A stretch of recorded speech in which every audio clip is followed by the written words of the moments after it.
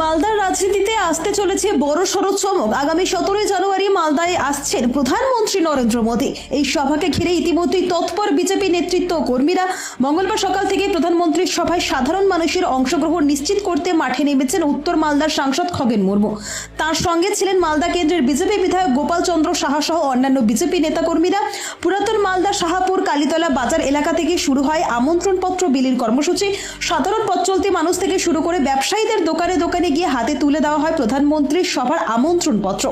BJP নেতৃত্বদের দাবি, এই সংকল্প সভায় লক্ষাধিক মানুষের উপস্থিতি ঘটবে। দলীয় সূত্রে জানা যাচ্ছে, এই সভাকে ঘিরে মালদা জেলা জুড়ে ব্যাপক প্রস্তুতি চলছে। সব মিলিয়ে প্রধানমন্ত্রীর মালদা সফরকে কেন্দ্র করে রাজ্যের রাজনৈতিক ময়দান আরো উত্তপ্ত হতে চলেছে। 17 জানুয়ারির এই সভা মালদার রাজনীতিতে কতটা প্রভাব ফেলবে সেদিকেই এখন তাকিয়ে গোটা জেলা। মালদা থেকে হরেন চৌধুরীর রিপোর্ট, বাংলার কথা।